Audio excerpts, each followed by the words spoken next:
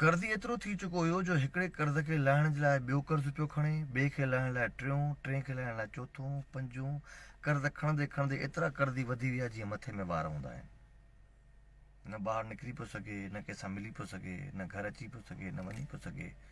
ज़िंदगी खां बेज़ार थी करे पंहिंजी ज़िंदगी जो ॾीओ उझाइण वारो ई हुयो त हिनखे अचानक हिकिड़ो ख़्यालु आयो त हिन जे इलाइक़े में हिकु अहिड़ो बुज़ुर्ग शख़्स रहे थो जेको माण्हुनि खे सलाह मशवरा ॾेई उन्हनि जी ज़िंदगी बहितर बणाईंदो आहे। लिकी छपी नेठि बुज़ुर्ग ताईं पहुतो, पेरनि ते हथ रखी अर्ज़ु कयईं, दुकानदार आहियां, माण्हुनि खे कर्ज़ ॾेई बि ॾिठो आहे, माण्हुनि खां कर्ज़ वठी बि ॾिठो आहे, सही तरीक़े सां, ग़लति तरीक़े सां, जाइज़ नाजाइज़ हर मुमकिन कोशिशि कई आहे मां पंहिंजी ज़िंदगी ऐं पंहिंजे दुकान खे हलाइण जी, पर न दुकान थो हले न ज़िंदगी थी हले। तंगदस्त एतिरो थी वियो आहियां जो हाणे मां पंहिंजो पाण खे मारे रहियो हुयुसि त ख़्यालु तव्हांजो आयो आहे, मूंखे का अहिड़ी सलाह ॾियो जीअं मुंहिंजी ज़िंदगी बि बहितर गुज़री सघे। टे शयूं जेकॾहिं कयई त ज़िंदगी में कॾहिं बि नाकामी न ॾिसंदे। बुज़ुर्ग चयुसि, नंबर 1, दुकान ते वेहण वक़्तु जेको बि कस्टमर अचे, जेका बि शइ पाण खणे उनखे न छिड़ॿ न उनखे रोक, पंहिंजी मर्ज़ी ते खणे।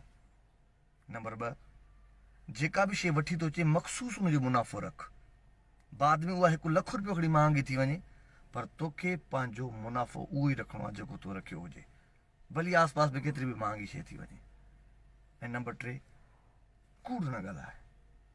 जेकॾहिं इहे 3 शयूं तो कयूं, बज़ारी मथां तोखे लॻे त तूं नुक़सान में वञी रहियो आहे, पर इहो यकीन ऐं मुहकम हुजे त तूं कामयाबु थींदे। पको पह करे दुकान ते वेही 3 शयुनि ते अमल कयईं। कस्टमर्स जेके शयूं पाण खणनि पिया उन्हनि खे कुझु रोक टोक बि न पियो करे। जेके बि सामान वठी पियो अचे मख़सूस हिकिड़ो मुनाफ़ो पियो रखे, हालांकि शॉर्टेज जे सबबु ॿिया दुकानदार उहे शयूं महांगियूं पिया खपाइनि, पर हीउ पंहिंजो साॻियो रेट पियो रखे ऐं हिन कूड़ बि ॻाल्हाइणु बंदि कयो। सीना बसीना माउथ पब्लिसिटी वधंदी वई। ॾाढो भलो माण्हू आहे, सच थो ॻाल्हाए, शइ भली थो ॾे, पंहिंजी मर्ज़ी सां खणण थो ॾे ऐं महांगी बि नथो ॾे। इहा माउथ पब्लिसिटी वधंदी वधंदी वधंदी वधंदी शयूं हिन जूं क्वांटिटी में खपणु लॻियूं।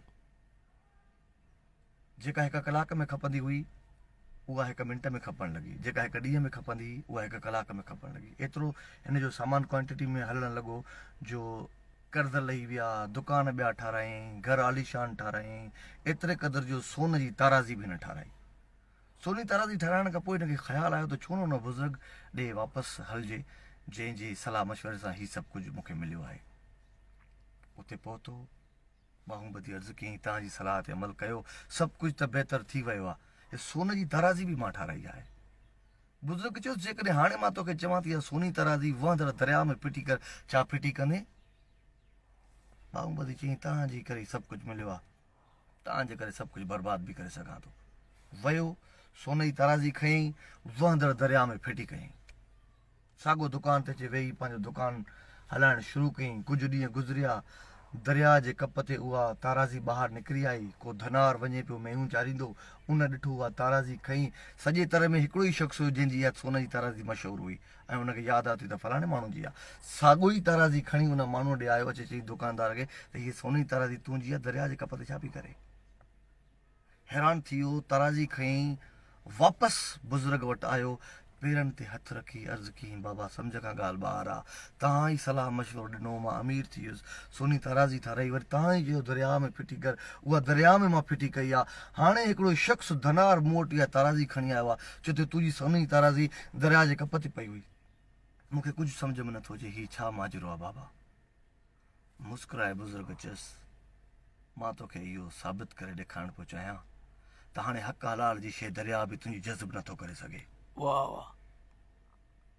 पहिरियां तूं 2 नंबरी पियो करें, कूड़ पियो ॻाल्हाएं, जाइज़ नाजाइज़ तरीक़े सां कोशिशि पियो करें, इन जे करे तुंहिंजे माल में बरकत न पई पए।